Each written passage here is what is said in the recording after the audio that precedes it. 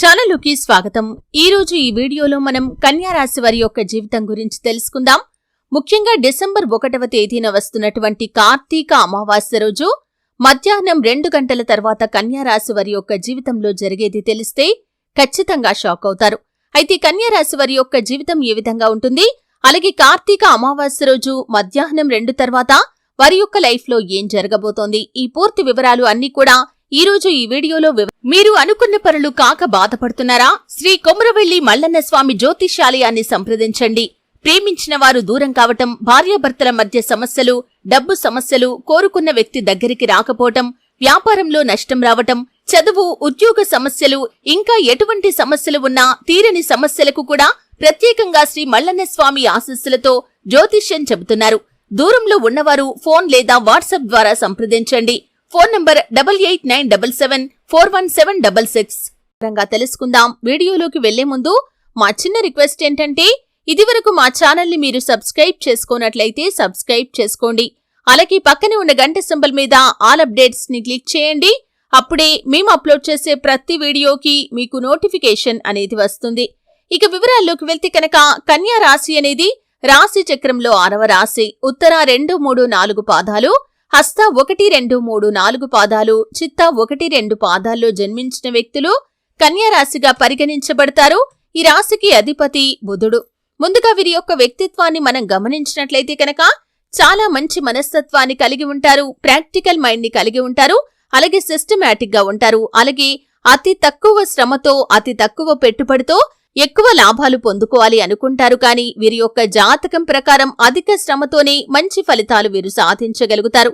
అలాగే ఎదుటి వ్యక్తులు ఏ స్థాయికి చెందిన వారైనా సరే వారిని ఖచ్చితంగా గౌరవిస్తారు. అనవసరమైన విషయాల్లో జోక్యం చేసుకోరు. కానీ ఎక్కడ ఏం జరిగినా వీరికి ఇన్ఫర్మేషన్ మాత్రం ఖచ్చితంగా తెలుస్తుంది. అయితే ముఖ్యంగా ఇక అంశంలోకి వస్తే కనుక డిసెంబర్ 1వ తేదీన కార్తీక అమావాస్య రాబోతుంది. ఆదివారంతో ఈ రోజు కలిసి రాబోతుంది. ఎందుకంటే ఆదివారం అమావాస్య, అందులోనూ కార్తీక అమావాస్య చాలా పవర్ఫుల్ రోజనే చెప్పుకోవాలి. ఈ కన్యా రాశి వారి యొక్క జీవితంలో ఒక అద్భుతమైతే జరగబోతుంది. చాలా రోజులుగా మీరు కన్న కల ఈ రోజు నిజమయ్యే అవకాశాలు కనిపిస్తున్నాయి. అంటే మీ జీవితానికి సంబంధించినటువంటి లక్ష్యం ఏదైతే ఉందో దాన్ని రీచ్ కావటంలో మీరు ఒక అడుగు ముందుకు వేయబోతున్నారు. దానికి సంబంధించినటువంటి గుడ్ న్యూస్ ని ఈ రోజు మీరు పొందుకునే అవకాశాలు కనిపిస్తున్నాయి.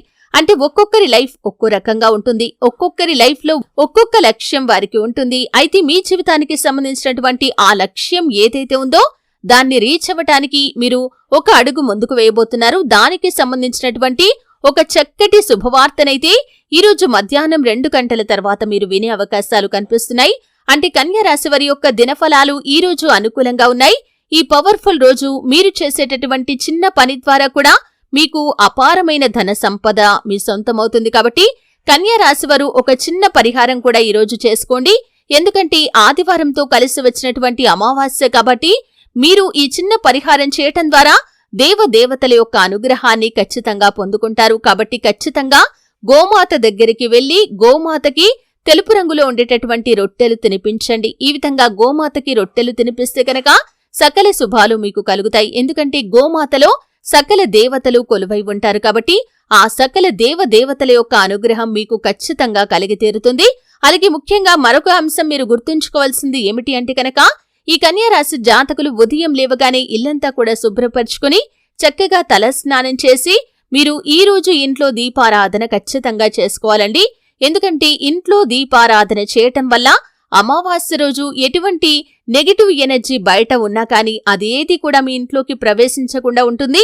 అలాగే మీ ఇంట్లో ఉన్నటువంటి నెగటివ్ ఎనర్జీ అంతా కూడా బయటకు వెళ్లిపోతుంది. కాబట్టి దీపారాధన ఖచ్చితంగా చేసుకోండి. అలాగే ఆర్థిక పురోగతి కోసం ఆ శ్రీ మహాలక్ష్మీదేవిని ఖచ్చితంగా ఆరాధించండి.